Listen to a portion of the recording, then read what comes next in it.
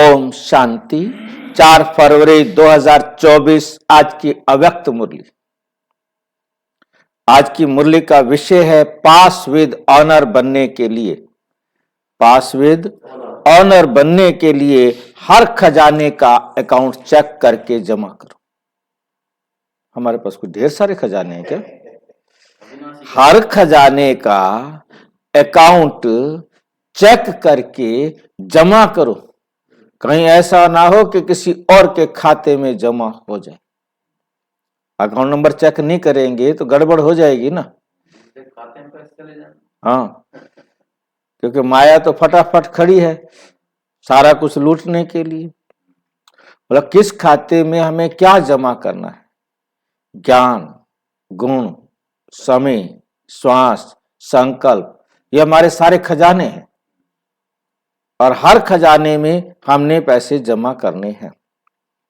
मान लो हमने सहनशीलता का खजाना नहीं जमा किया, धैर्यता का जमा नहीं किया, मधुरता का जमा नहीं किया, नम्रता का जमा नहीं किया। हाँ, मतलब कितने खजाने, ज्ञान का खजाना हमने अपना जमा नहीं किया, अपने आप को ज्ञान स्वरूप ज्ञान संपन्न नहीं बनाया। क्या बनाया? अपने समय के खजाने को ठीक प्रकार से खर्च नहीं किया, वेस्ट कर दिया, उल्टे सुल्टे कामों में व्यतीत कर दिया। सारे खजानों पर बहुत अच्छी तरह ध्यान से समझना है।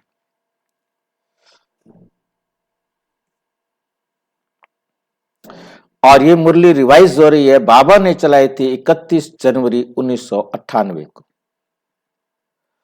आज बाप दादा हर एक छोटे बड़े चारों ओर के देश विदेश के बच्चों का भाग्य देख हर्षित हो रहे हैं। बच्चों का भाग्य देख क्या हो रहे हैं? हर्षित हो रहे हैं। ऐसा भाग्य सारे कल्प में सिवाय ब्राह्मण आत्माओं के किसी का भी नहीं हो सकता। किसी का भी नहीं हो सकता। देवताएं भी ब्राह्मण जीवन को श्रेष्ठ मानते हैं। देवताएं भी ब्राह्मण जीवन को श्रेष्ठ मानते हैं। हर एक अपने जीवन के आदि से देखो कि हमारा भाग्य जन्मते ही कितना श्रेष्ठ है। कैसे जन्मते ही श्रेष्ठ है हमारा भाग्य? जैसे जन्म लिया हम ईश्वरीय संतान हो गए। उससे पहले किसी देहधारी के बच्चे थे और अब किसके बच्चे बन गए? ईश्वर के बच्चे बन गए। कितनी कमाल की बात है। कितना नशा होना चाहिए। पैदा होते ही ईश्वरीय संतान हो गए ना। इतना ऊंचा पद कभी किसी को हो नहीं सकता। कितना श्रेष्ठ है बाबा कहते। कौन बताएगा? जीवन में जन्मते ही मां बाप की पालना का भाग्य मिला। मां कौन? ब्रह्मा बाबा। बाप कौन? शिव बाबा। बताओ, ऐसे मां बाप से पालना का हमें क्या मिला? भाग्य मिला। भाई पैदा किया किसी ने, मां पाल रही है, दूध पिला रही है। हाँ, श्री वो ले रहा है। देख लो अब आप। हाँ, मानने वाली बात नहीं है, हजम नहीं हो सकती है, परंतु हम बन गए। वो झूठ बोलता, झूठी की हाँ कर रहे। शिव बाबा झूठ बोलता है, मेरा बाप झूठ बोलता है। कितनी कमाल की बात है ना। हाँ, बाप ज्यादा झूठ बोलते क्योंकि कलयुग है ना। इस पतित दुनिया में बाप को पता ही नहीं कि ये मेरे बच्चे हैं या नहीं है। यहाँ जो है ना, परमपिता परमात्मा को पता है कि ये मेरे बच्चे हैं, ये मेरे लाडले बच्चे हैं, सिक्की लदे बच्चे हैं, 5000 साल पहले वाले बच्चे हैं। कितनी कमाल की बात है ना। क्योंकि अब हमें यकीन क्यों नहीं होता फिर? क्योंकि हमें अपने ऊपर यकीन नहीं है, विश्वास नहीं है, हमें अपने ऊपर विश्वास नहीं है, क्योंकि हम वो बनने लायक नहीं है। जब बच्चा तो तभी बनेंगे ना जब हम बाप का कहना मानेंगे। बाप का कहना ही नहीं मानेंगे तो हम बच्चे कैसे बनेंगे? ये बात हमें बहुत अच्छी तरह से समझनी भी है और समझानी भी है। माँ बाप की पालना का भाग्य मिलता है। पहले पहले हमने माँ बाप के बच्चे बने तो हमें पालना का भाग्य मिला, और फिर हमें दूसरा होता है टीचर मिल जाए अच्छा, टीचर मिल जाए अच्छा तो हमारा भाग्य श्रेष्ठ। यदि टीचर अच्छा नहीं मिला तो भी भाग्य खराब। तो हमें बाप इतना ऊंचा मिला और फिर उसके बाद पढ़ाने वाला टीचर भी हमें, कमाल की बात है ना। बाकी से किसी को माँ बाप अच्छे मिल जाएं पर तो टीचर अच्छा ना मिले तो उसका जीवन बिगड़ जाए ना। तो हमें टीचर भी अच्छा मिल गया। ऐसा टीचर भी दुनिया में और किसी को मिल ही नहीं सकता, किसी का नहीं हो सकता। हो तो सबका सकता है, परंतु जो उसको अपना टीचर बनाए तो नहीं बन सकता है ना। सबका सभी का टीचर बन सकता है ना, परंतु ये कंडीशन है कि वो उसे अपना टीचर बनाए तो। वो सबका बाप बन सकता है परंतु वो अपना बाप उसे बनाए तो। माने नहीं, मान तो लेते हैं, मान तो पड़ोसी को भी लेते हैं, कोई बात नहीं ये मेरा पिताजी है, मान लेता हूं, ये मेरा पिताजी, पिता समान बोलेंगे। हाँ पिता समान बोल देंगे, चलो पिताजी भी बोल देंगे, मैं मान लेता हूं ये मेरे पिताजी हैं, मान लेता हूं, लगा लेते हैं। मानना तो मानना हो गया ना। मान तो हमने पत्थर की मूर्ति को भी लिया कि भगवान है, परंतु हमें समझ में आ रहा है कि वो भगवान नहीं है, नहीं है। हाँ जी माना है, मान लेते हैं, क्या फर्क पड़ता है। तो माँ बाप की पालना का भाग्य मिलता है, उसके बाद पढ़ाई का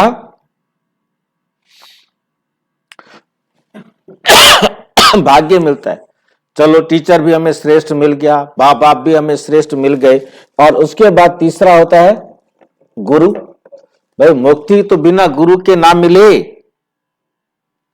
मुक्ति तो बिना गुरु के नहीं मिलेगी। तो अब मुक्तिदाता, भाग्य विधाता, वो भी हमें मिल गया ना, वो भी सर्वश्रेष्ठ। मुक्तिदाता, भाग्य विधाता, वो भी हमें मिला तो वो भी हमें कैसा मिला? सर्वश्रेष्ठ। इससे बड़ा भाग्य क्या होगा कि जिसको भगवान ही आकर गुरु बना हो। परमात्मा ही हमारा बाप, परमात्मा ही हमारा टीचर, परमात्मा ही हमारा सतगुरु। अब बताओ कि हम कितना भाग्यशाली हैं। आप बच्चों को पालना, दूसरा पढ़ाई, और तीसरा श्रीमत वरदान देने वाला कौन?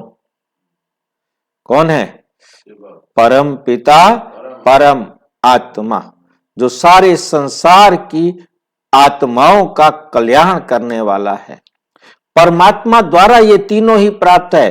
पालना देखो, परमात्मा पालना कितने थोड़ों को मिलती है, कितनों को मिलती है?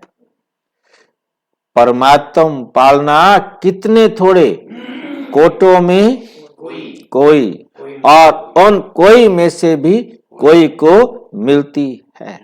परमात्मा शिक्षा की पढ़ाई आपके सिवाय और किसी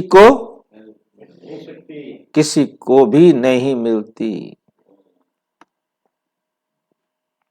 सतगुरु द्वारा श्रीमत वरदान आपको ही प्राप्त है। तो अपने भाग्य को अच्छी तरह से जानते हो, अपने भाग्य को अच्छी तरह से जानते हो, भाग्य की स्मृति में रखते हुए झूलते रहते हो। अपने भाग्य को स्मृति में रख के झूलते रहते हो।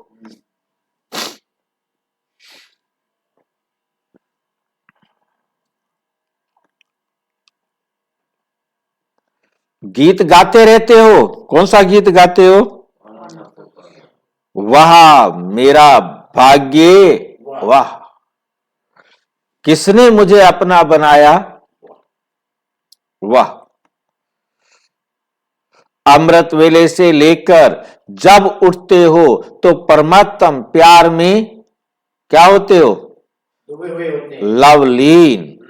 परमात्म प्यार में लवलीन होते होके उठते हो। परमात्म प्यार उठाता है।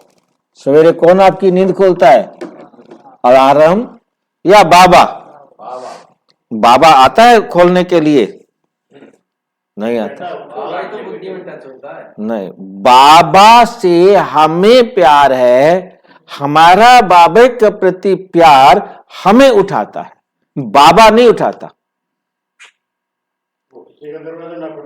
ना जी ना, क्यों जाके किसकी खटिया लगाता फिरेगा, टाइम लग जाएगा उसको। जरूरत हमें है, हमें बाबा से प्यार है। हम ही तो घर से उठ करके यहाँ आते हैं मुरली सुनने के लिए। बाबा तो ना आता है? बाबा नहीं आता।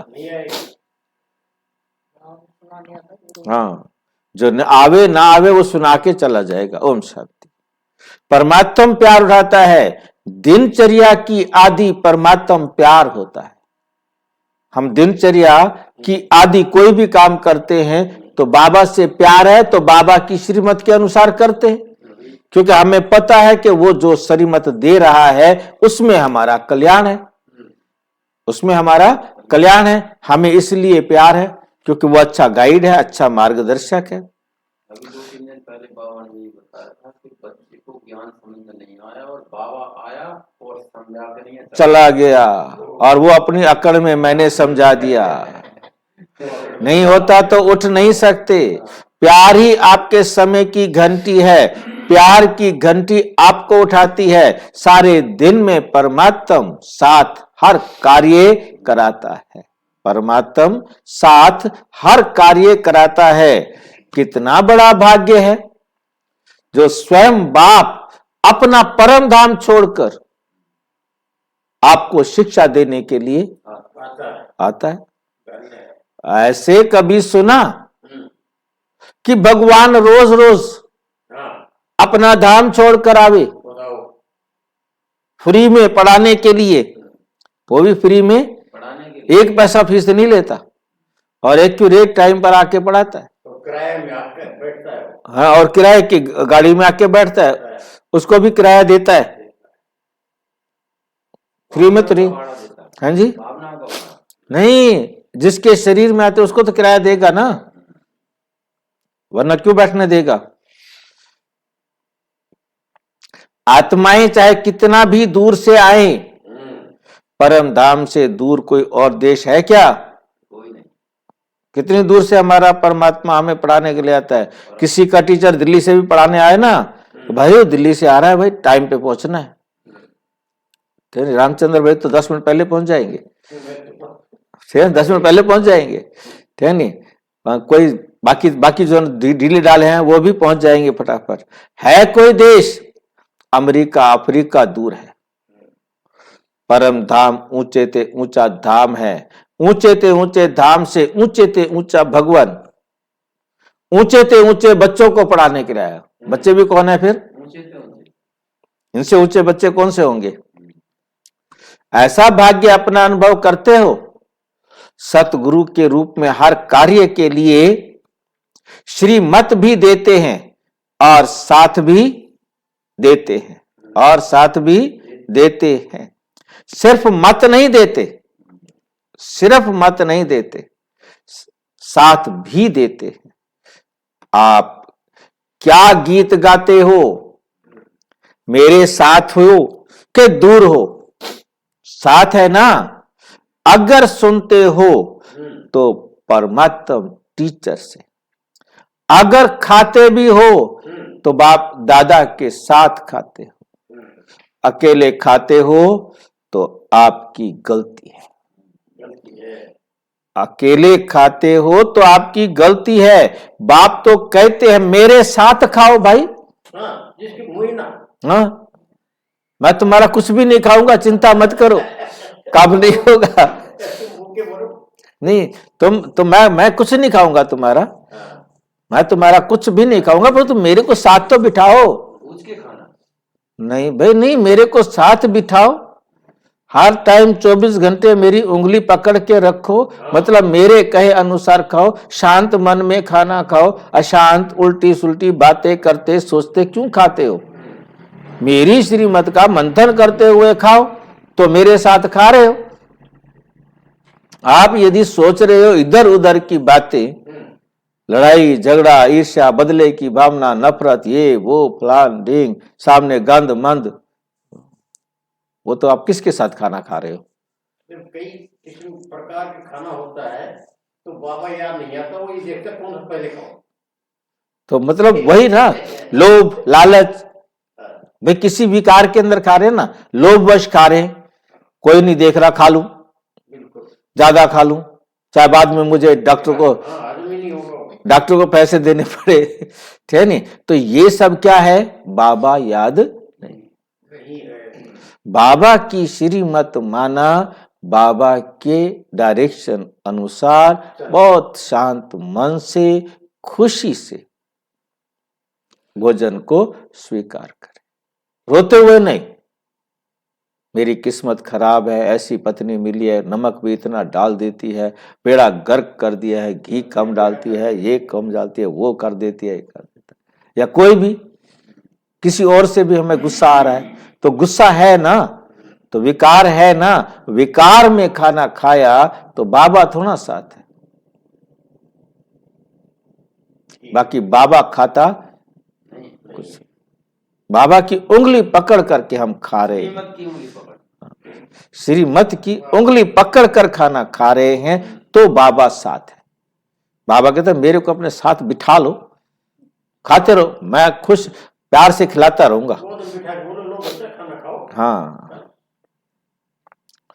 आप बच्चों का भी वायदा है, आपने वायदा किया है मेरे साथ जन्मते ही, साथ रहेंगे, साथ खाएंगे, साथ पिएंगे, साथ खेलेंगे, साथ सोएंगे और फिर साथ घर जाएंगे, आपके साथ चलेंगे बाबा। बस ये थोड़ा हिसाब किताब पूरा हो जाए, फिर हम आपके साथ घर चलेंगे। सोना भी अकेले नहीं, बगल में लेके सोना। हाँ पुरस्कार से रहना, बिल्कुल। अकेले सोते हैं तो फिर गंदे गंदे सपने आते हैं। ये बात सही है, मुझे बहुत गंदे सपने आते हैं। अकेले सोते हैं ना, बुरे ख्यालात, गंदे ख्यालात स्वप्न में भी आते हैं, क्योंकि दिन में हमारे गंदे विचार चले तो रात को सपने में भी गंदे विचार, गंदे सपने आएंगे। अच्छे सपने क्यों आएंगे? लेकिन बाप का इतना प्यार है जो सदा कहते हैं मेरे साथ सोवो, अकेले नहीं सोवो। किस किस के साथ सोएगा शिव बाबा? कैसे सोएगा सबके साथ भाई? हम उसकी श्रीमत के अनुसार बाबा से बातें करते करते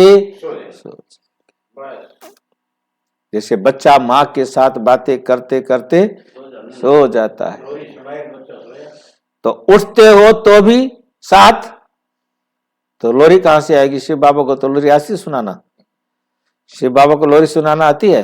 हाँ, अच्छी लोरी सुना देता है। कौन सी है लोरी? ये मुरली रोल लोरी है, इससे बड़ी लोरी कोई दुनिया में बना नहीं सकता, सुना नहीं सकता।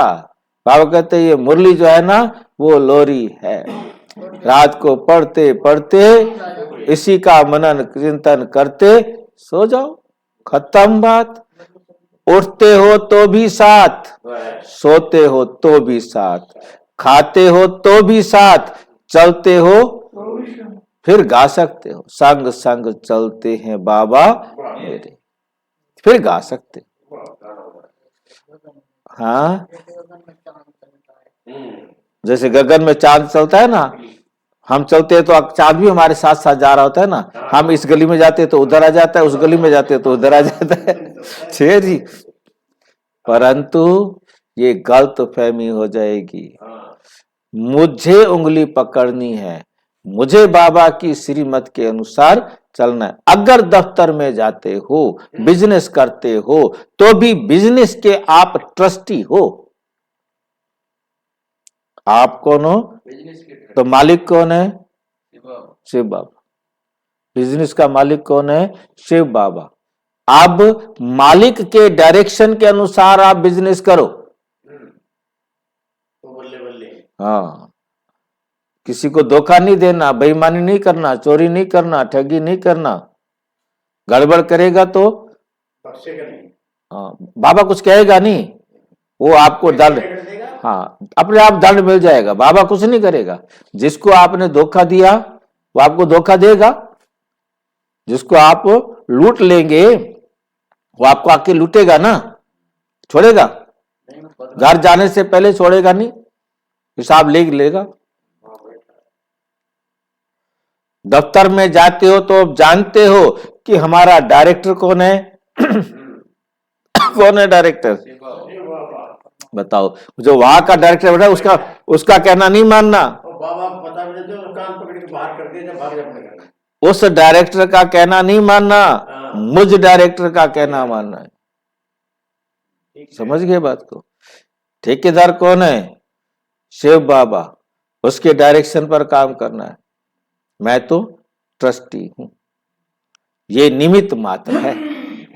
उनके डायरेक्शन से काम करते हैं। कभी उदास हो जाते हो तो बाप को फ्रेंड बनकर फ्रेंड बना लो। भाई उदास होने के बाद कहां जाए? बोर हो जाते तो किसके पास जाए?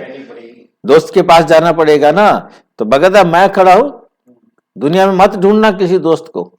मेरे से अच्छा दोस्त तुम्हें कोई मिल नहीं सकता। सुना दे अपनी हर बात, मैं तेरे को हल दूंगा। जब कोई रास्ता नहीं दिखाई देता तो दोस्त के पास जाते ना, भाई बता क्या करूं, मैं फंस गया हूं। फ्रेंड भी बन जाता है।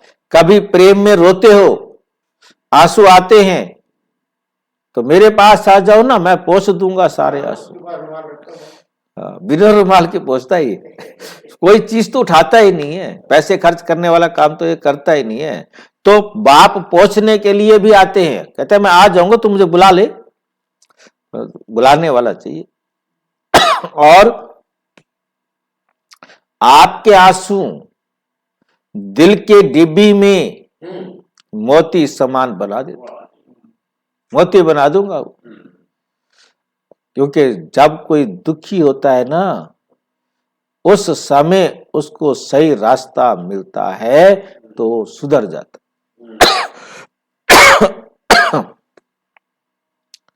जब दुखी होगा तब सुधरेगा, वरना वो हर गलत रास्ते पर चलने को पूछता ही नहीं। जब उसकी सजा उसको मिलने लगती है ना, फिर बहुत ऐसे देखे, दारू पीना छोड़ दिया, नशा करना छोड़ दिया, गलत काम करने छोड़ दिए। अगर कभी नटखट होके रूठ भी जाते हो, रुसते भी बहुत हो। बाबा कहता रुसते भी बहुत हो, बहुत मीठा मीठा। लेकिन बाप रूठे हुए को भी मनाने आते हैं। बच्चे कोई बात नहीं, आगे बढ़ो, जो कुछ हुआ बीत गया, भूल जाओ, बीती सो पीती करो, ऐसे मनाते भी हैं। तो हर दिनचर्या किसके साथ है?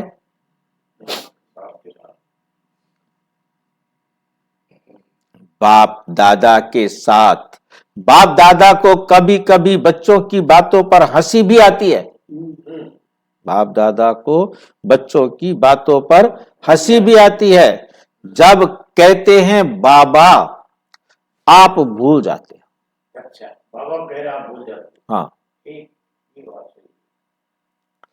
एक तरफ तो कहते हो कंबाइंड है, हमारे साथ है। कंबाइंड कभी भूलता है क्या? जो साथ होता है वो कोई भूलता है? भाई दूर हो तो भूल जाए, जो आपके साथ है उसका क्या भूलना? जब साथ साथ है तो साथ वाला भूल सकता है क्या?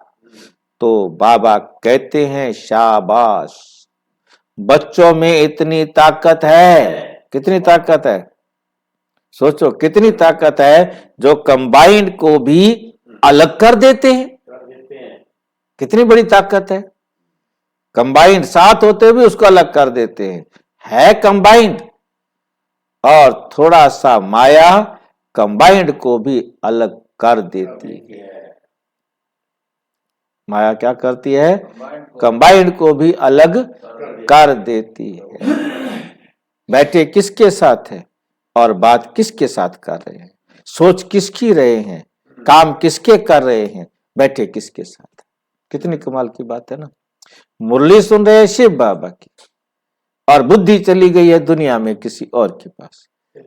तो ये है, बाबा कहता कमाल है तुम्हारी। बाबा कहता कमाल है तुम बच्चों की, बैठे मेरे साथ हो और सोच दूसरों की रहे हो, कर दूसरों के काम रहे हो। बाप दादा बच्चों का खेल देखते यही कहते हैं, बच्चे अपने भाग्य को सदा स्मृति में रखो। होता क्या है, सोचते हो हाँ मेरा भाग्य बहुत ऊंचा है, लेकिन सोचना स्वरूप बनते हो, स्मृति स्वरूप नहीं बनते हो। याद नहीं रखते हो कि मैंने बाप का कहना मानूंगा तो मेरा भाग्य बनेगा। सोचते बहुत अच्छा हो, मैं तो ये हूं, मैं तो ये हूं, मैं तो ये हूं, मैं शांत स्वरूप आत्मा हूं, मैं प्रेम स्वरूप आत्मा हूं, मैं ज्ञान स्वरूप आत्मा हूं, मास्टर सर्वशक्तिमान आत्मा हूं। सुनाते भी बहुत अच्छा हो, भाषण बहुत अच्छा कर लेते हो, लेकिन जो सोचते हो, जो कहते हो, उसका स्वरूप बन जाओ। स्वरूप बनने में कमी पड़ जाती है। हर बात का स्वरूप बन जाओ, जो सोचो वो स्वरूप भी अनुभव करो। सबसे बड़े ते बड़ा है अनुभवी मूर्त बनना। अनादि काल में जब परम धाम में है तो सोचना स्वरूप नहीं, स्मृति स्वरूप है। सोचना स्वरूप नहीं है, स्मृति स्वरूप है। मैं आत्मा हूं, मैं आत्मा हूं। नहीं, वहां नहीं होता। परम धाम में इसका कोई मतलब नहीं है जी। हाँ, वहां कोई संकल्प नहीं, ये भी सोचने का नहीं मैं आत्मा हूं, ये बोलने का भी नहीं, सोचने का भी नहीं हूं। ये कोई सोचना थोड़ा पड़ता है। मैं डॉक्टर हूं, ये सोचना पड़ता है कोई। मैं इंजीनियर हूं, भाई जो जिसकी पोजीशन है क्या वो बार बार याद दिलाता है? भाई एक बार बता दिया अभी तुम ये हो, मैनेजर हो, खत्म बात। अब वो अपने आप को समझता है मैं मैनेजर हूं, हर काम को मैनेजर की दृष्टि से देखता है। ठेकेदार समझेगा तो ठेकेदार, नहीं तो मिस्त्री समझेगा तो मिस्त्री की तरह काम करेगा, ठेकेदार समझेगा तो ठेकेदार की तरह काम करेगा। अंतर है ना दोनों काम करने में। अपनी पोजीशन को बार बार बतानी थोड़ा पड़ती है, याद रहती है।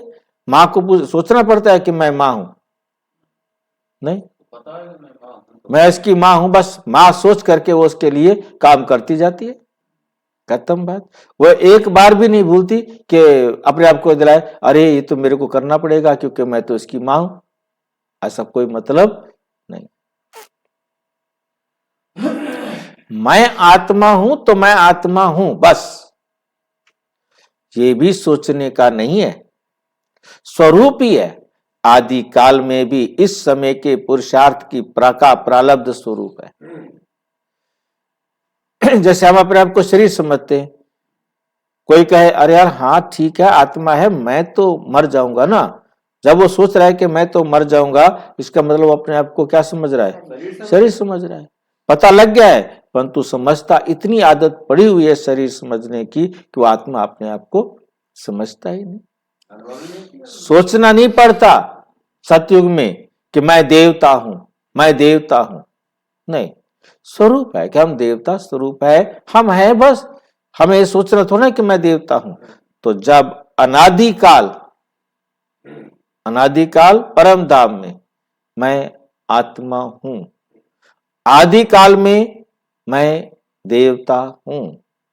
तो अब अंत, अब भी अंत में स्वरूप बनो। स्वरूप बनने से अपने गुण शक्तियां स्वतः ही इमर्ज होती हैं। क्योंकि आप देवता स्वरूप बन के जाएंगे तो सतयुग में देवता बन के आएंगे, देवता के रूप में आएंगे। और यदि जाएंगे ही असुर बन के तो फिर देवता कैसे बनेंगे? सारी शक्तियां स्वतः ही इमर्ज हो जाती हैं। आत्मा समझेंगे तो सारी आत्मा की शक्तियां इमर्ज होते हैं। जैसे कोई भी ऑक्यूपेशन वाले अपनी सीट पर सेट होते हैं ना, जैसे ऑफिस में गए, उनका देखना बोलना सब चेंज हो जाता है। और वैसे ड्रेस उतारी, ड्यूटी से आए घर, चेंज हो गया, वहां कुछ और वहां कुछ और। तो वे ऑक्यूपेशन के गुण, वे जो भी धंधा करते हैं वो गुण अपने आप आ जाते हैं। कर्तव्य ऑटोमेटिक इमर्ज होते हैं। ऐसे आप सदा स्वरूप की सीट पर सेट रहो। हर गुण, हर शक्ति, हर प्रकार का नशा स्वतः ही इमर्ज होगा। मेहनत नहीं करनी पड़ेगी। इसको कहा जाता है ब्राह्मणपन का की नेचुरल नेचर। ब्राह्मणपन की नेचुरल नेचर, जिसमें और सब अनेक जन्मों की नेचर्स समाप्त हो जाती है। अनेक जन्मों के अलग अलग स्वभाव, अलग अलग जो कर्म किए, वो सब क्या हो जाएंगे? खत्म। अब क्या बन गए हम? ब्राह्मण। ब्राह्मण जीवन की नेचुरल नेचर ही है। ब्राह्मण तब हैं जब गुण स्वरूप, जब गुण स्वरूप, सर्व शक्ति स्वरूप, और जो भी पुरानी नेचर्स हैं वे ब्राह्मण जीवन की नेचर्स नहीं है। ब्राह्मण जीवन की नेचर्स नहीं है। कहते ऐसे हो कि मेरी नेचर ऐसी है, मेरा गुस्सा आ जाता है, क्या करूं, मेरा स्वभाव ऐसा है। भाई जैसा भी होता है, किसी का प्यार का होता है, किसी का कैसा होता है, तो वो अपनी नेचर को जानता है। लेकिन ये कौन बोलता है मेरी नेचर? कौन बोलता है? ये ब्राह्मण बोलता है या क्षत्रिय बोलता है? ब्राह्मण माना जो बाप ने नेचर दी वो नेचर। क्षत्रिय माना, क्षत्रिय माना धनुषधारी माना युद्ध करता है। कभी बाबा का कहना मानता है, कभी अपना चलाता है, कभी बाबा का कहना मानता है, कभी अपनी चलाता है। वहां युद्ध है, वो युद्ध है। वहां पास्ट जन्म के, पिछले जन्म की, कोई त्रेता की, द्वापर की, कलयुग की स्मृति स्वरूप आत्मा बोलती है। क्योंकि कलयुगी स्वरूप है तो गंदी बातें बोलेगा ही बोलेगा, करेगा ही करेगा। ब्राह्मणों की नेचर कौन सी नेचर? ब्राह्मणों की नेचर जो ब्रह्मा बाप की नेचर, वे ब्राह्मणों की नेचर। जो ब्रह्मा बाप की नेचर वही ब्राह्मण, ब्रह्मा बाप की नेचर वही ब्राह्मणों की नेचर। तो सोचो, जिस समय कहते हो मेरी नेचर, मेरा स्वभाव ऐसा है, क्या ब्राह्मण जीवन में ऐसा शब्द मेरी नेचर, मेरा स्वभाव हो सकता है? ब्राह्मण तब जब ब्रह्मा बाप का जो नेचर वही हमारा नेचर, जो ब्रह्मा बाप का स्वभाव वो हमारा स्वभाव, तब तो हम हैं ब्राह्मण। नहीं ब्राह्मण भी नहीं, बस। हाँ जी, वो ब्रह्मा के बच्चे नहीं है ना, वो ब्राह्मण की कोख से पैदा हुए ब्राह्मण। भी हमने देखे हैं। हाँ जी,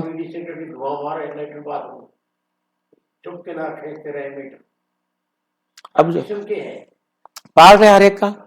अब वो उसे बाबा कहते वो ब्राह्मण नहीं है ना, बाबा सीधी बात खत्म कर देता है एक लाइन में, कोई मतलब कुछ भी करता रहे। अगर अब तक मिटा रहे हो अपनी गलतियों को, अपनी कमियों को अभी तक दूर करने में लगे हुए हो, पास्ट की नेचर इमर्ज हो जाती है, तो समझना चाहिए कि मैं ब्राह्मण नहीं हूं। तो मैं कौन हूं? क्षत्रिय हूं, क्योंकि मैं बुराइयों को छोड़ने में अभी तक युद्ध कर रहा हूं। धनुष बाण बंदूक उठाई हुई है गोलियां मारने के लिए, युद्ध कर रहा हूं मिटाने की।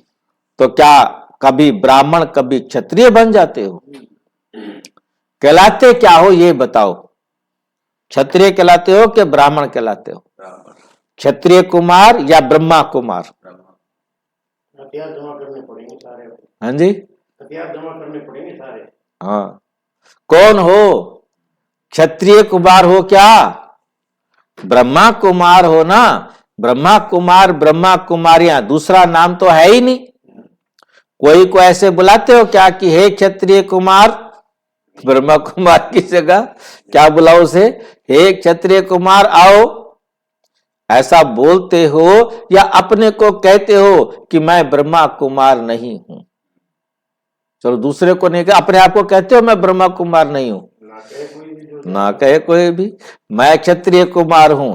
तो ब्राह्मण अर्थात जो ब्रह्मा बाप की नेचर, वो ब्राह्मणों की नेचर, मेरी नेचर नहीं।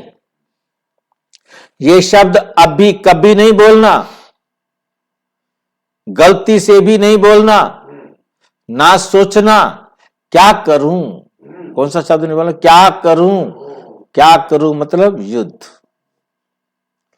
मेरी नेचर है, नहीं बोलना। ये बहानेबाजी है, कभी नहीं कहना मेरा स्वभाव ऐसा। ये बहानेबाजी नहीं चलेगी यहां। ये कहना भी अपने को छुड़ाने का बहाना है, पर छुड़ा नहीं सकते, ये गिराने का बहाना है। नया जन्म हुआ, नए जन्म में पुरानी नेचर, पुराने स्वभाव कहां से इमर्ज होते हैं? कहां से इमर्ज होते हैं? तो पूरे मरे नहीं, पूरे मरे नहीं हो, थोड़ा थोड़ा जिंदा हो, थोड़ा मरे हो। मरे हैं क्या? ब्राह्मण जीवन अर्थात जो ब्रह्मा बाप का हर कदम है वो ब्राह्मणों का कदम हो, वो ब्राह्मणों का क्या हो? कदम हो। तो बाप दादा भाग्य को भी देख रहे हैं। इतना श्रेष्ठ भाग्य, इतना श्रेष्ठ भाग्य, उस भाग्य के आगे ये बोल अच्छा नहीं होता। तुम्हारा भाग्य इतना श्रेष्ठ हो तो उस भाग्य के आगे तुम्हारा ये बोल अच्छा नहीं है। इस बारी मुक्ति वर्ष मना रहे हो ना, क्या क्लास कराते हो? मुक्ति वर्ष है तो मुक्ति वर्ष है या 99 में आना है? 98 को का वर्ष मुक्ति वर्ष, मतलब 1998 में मुक्ति वर्ष मना रहे हो कि मुक्ति वर्ष? तो फिर क्या 99 में आना है?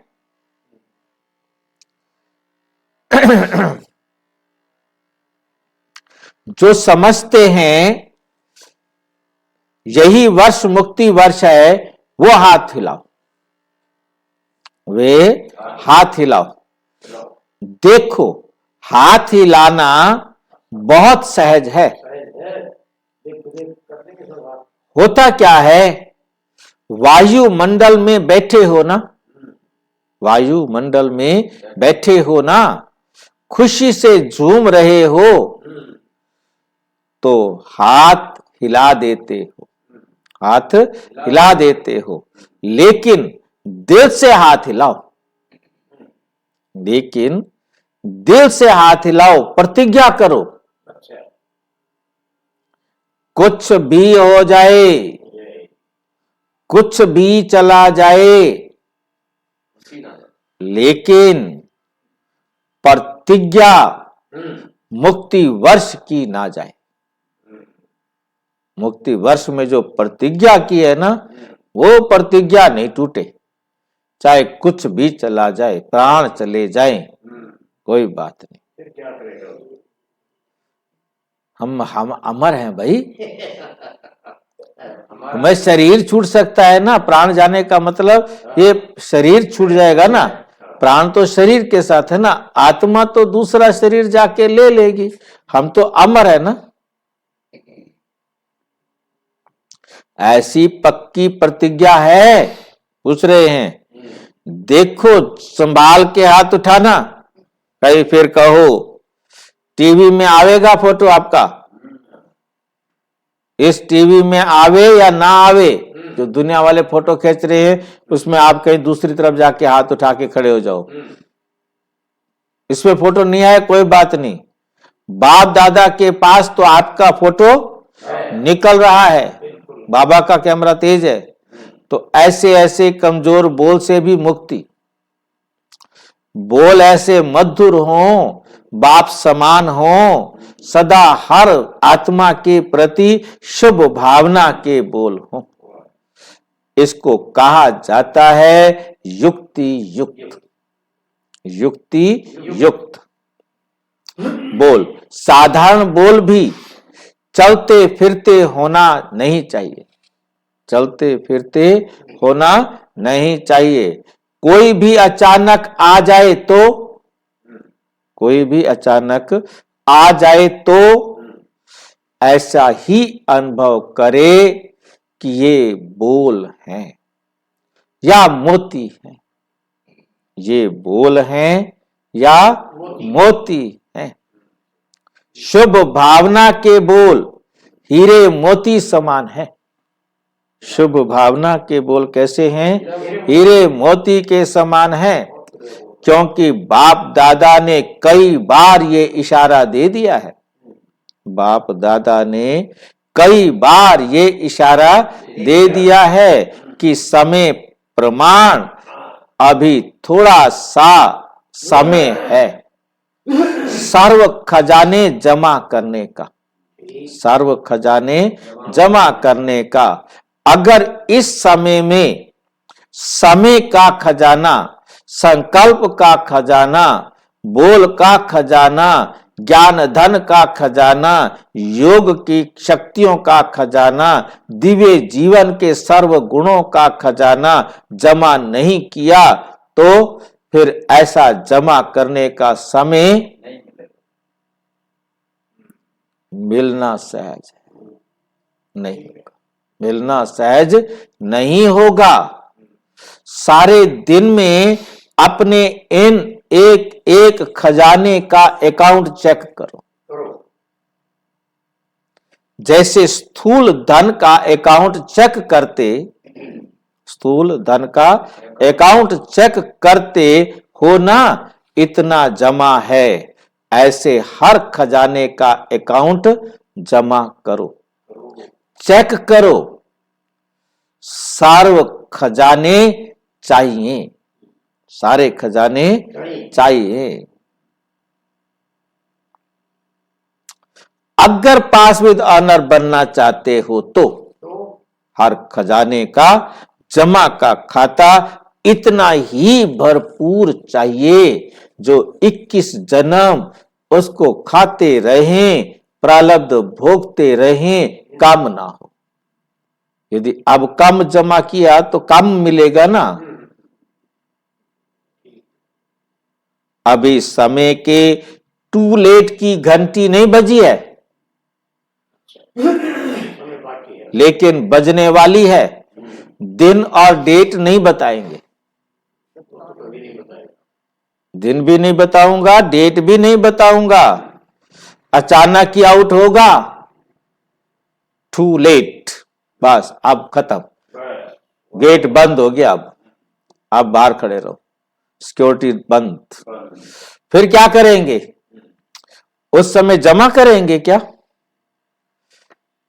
कितना भी चाहो, कितना भी चाहो, समय नहीं मिलेगा, पेपर छीन लिया जाएगा। इसलिए बाप दादा कई बार इशारा दे रहे हैं, कई बार इशारा दे रहे हैं। हाँ, जमा करो जमा करो जमा करो। क्यों? क्योंकि आपका अभी भी टाइटल है सर्वशक्तिमान। शक्तिवान नहीं, अंतर है। शक्तिमान, शक्तिवान नहीं। शक्तिमान। एक है शब्द शक्तिमान, दूसरा है शक्तिवान, शक्ति को लेकर चलने वाला। एक शक्तिमान जिसके पास है स्वरूप में आना, और शक्तिवान स्वरूप बनने का पुरुषार्थी। ठीक है, सर्वशक्तिमान। आप कौन हो? सर्वशक्तिमान। भविष्य में भी है सर्वगुण संपन्न। भविष्य में भी क्या है? सर्वगुण संपन्न। सिर्फ गुण संपन्न नहीं, सिर्फ गुण संपन्न नहीं, ये सब खजाने जमा करना, अर्थात गुण और शक्तियां जमा हो रही हैं। एक एक खजाने का गुण और शक्ति से संबंध है। जैसे साधारण बोल नहीं तो मधुर भाषी, ये गुण है। ऐसे हर एक खजाने का कनेक्शन है। ऐसे हर एक खजाने का क्या है? कनेक्शन है। बाप दादा का बच्चों से प्यार है, इसलिए फिर भी बार बार इशारा दे रहे हैं, फिर भी बार बार इशारा दे रहे हैं। क्योंकि आज की सभा में सब वैरायटी है। छोटे बच्चे भी हैं, टीचर्स भी हैं, क्योंकि टीचर्स ही तो समर्पण हुई हैं। कुमारियां भी हैं, प्रवृत्ति वाले भी हैं, सब वैरायटी है। अच्छा है, सभी को चांस दिया है, ये बहुत अच्छा है। बच्चों की तो काफी समय से अर्जी थी ना बच्चे? पूछ रहे हैं, थी ना बच्चे अर्जी? हमको मिलने का चांस कब मिलेगा? बाबा से मिलने का चांस कब मिलेगा? तो अच्छा हुआ, सर्व वैरायटी गुलदस्ता बाप के सामने है, बाप के सामने है। अच्छा, बाप दादा सारे विश्व के निमित्त टीचर्स के प्रति एक शुभ भावना है। क्या? कि ये वर्ष कोई की भी कोई कंप्लेंट नहीं आनी चाहिए, कोई की भी कोई कंप्लेंट नहीं आनी चाहिए। कंप्लेंट के फाइल खत्म हो जाए, खत्म हो जाए।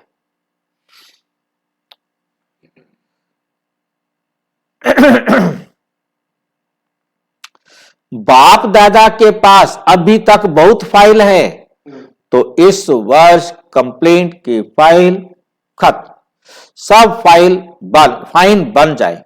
सब क्या बन जाए? फाइन। फाइन माना साफ सुथरे, श्रेष्ठ, एकदम बेदाग हीरा। फाइन से भी, अब नया शब्द दिया, फाइन से भी रिफाइन। दोबारा उसको फाइन करो, कोई कहीं कमी तो नहीं रह गई। रिफाइन करना, दोबारा साफ करना कि कोई कमी तो नहीं। पसंद है? पसंद है ना? कोई कैसा भी हो, कोई कैसा भी हो, उनके साथ चलने की विधि सीखो। कोई क्या भी करता हो, बार बार विघ्न रूप बन सामने आता हो, लेकिन ये विघ्नों में समय लगाना, आखिर ये भी कब तक? इसकी भी समाप्ति समारोह मनाओ, इसकी भी समाप्ति समारोह मनाओ। तो दूसरों को नहीं देखना, ये ऐसे करता है, मुझे क्या करना है? अगर वे पहाड़ है तो मुझे किनारा करना है। पहाड़ नहीं हटाना है, ये बदले तो हम बदले। ये है पहाड़, ये है पहाड़, हटे तो मैं आगे बढ़ूं। ना पहाड़ हटेगा, ना आप मंजिल पर पहुंच सकेंगे। इसलिए अगर उस आत्मा के प्रति शुभ भावना है तो इशारा दिया और मन बुद्धि से खाली, मन बुद्धि से खाली।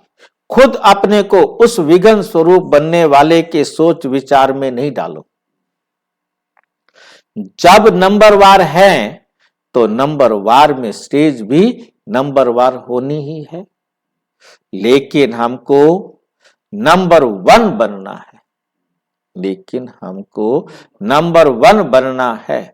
ऐसे विघन व व्यर्थ संकल्प चलाने वाली आत्माओं के प्रति स्वयं परिवर्तन होकर उनके प्रति शुभ भावना रखते चलो। टाइम थोड़ा लगता है, टाइम थोड़ा लगता है, मेहनत थोड़ी लगती है, लेकिन आखिर जो स्वयं परिवर्तन करता है, विजय की माला उसी के गले में पड़ती है। शुभ भावना से अगर उसको परिवर्तन कर सकते हो तो करो, तो करो, नहीं तो इशारा दो। अपनी रेस्पॉन्सिबिलिटी खत्म कर दो और स्वयं परिवर्तन कर आगे उड़ते चलो। ये विघन रूप भी सोने का लगाव का धागा है, अटैचमेंट का, मोह का, सोने का धागा है। ये भी उड़ने नहीं देगा। ये बहुत महीन और बहुत सत्यता के पर्दे का धागा है। यही सोचते हैं ये तो सच्ची बात है ना, ये तो होता है ना, ये तो होना नहीं चाहिए ना, लेकिन कब तक देखते, कब तक रुकते रहेंगे। अब तो स्वयं को महीन धागों से भी मुक्त करो, अब तो स्वयं को महीन धागों से भी मुक्त करो। मुक्ति वर्ष मनाओ। इसलिए बच्चों की जो आशाएं हैं, उमंग है, उत्साह है, उसके सभी फंक्शन मनाकर बाप दादा पूरे कर रहे हैं। लेकिन इस वर्ष का अंतिम फंक्शन मुक्ति वर्ष का फंक्शन हो।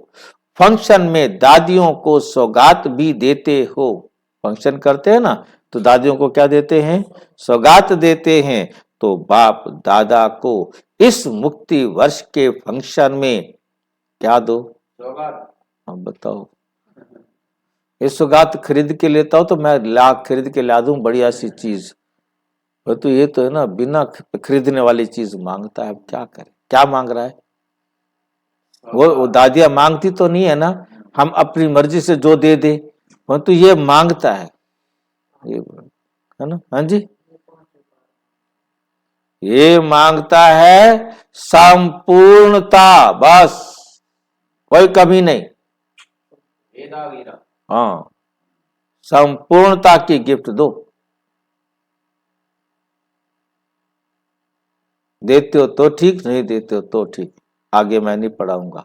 अच्छा, चारों ओर के परमात्मा पालना, पढ़ाई और श्रीमत के भाग्य के अधिकारी विशेष आत्माओं को सदा सोचना और स्वरूप बनना, दोनों समान करने वाले बाप समान आत्माओं को सदा परमात्मा विल पावर द्वारा स्वयं में और सेवा में सहज सफलता प्राप्त करने वाले निमित्त सेवाधारी बच्चों को सदा बाप को कंबाइंड रूप में अनुभव करने वाले, सदा साथ निभाने वाले साथी बच्चों को बाप दादा का याद, प्यार और नमस्ते।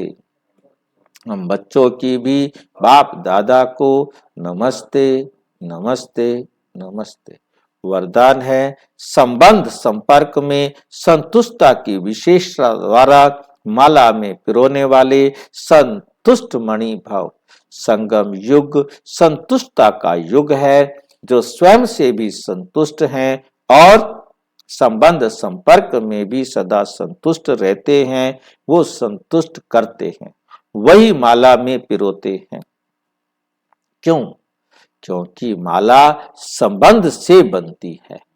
अगर दाने से संपर्क नहीं है हो तो माला नहीं बनेगी।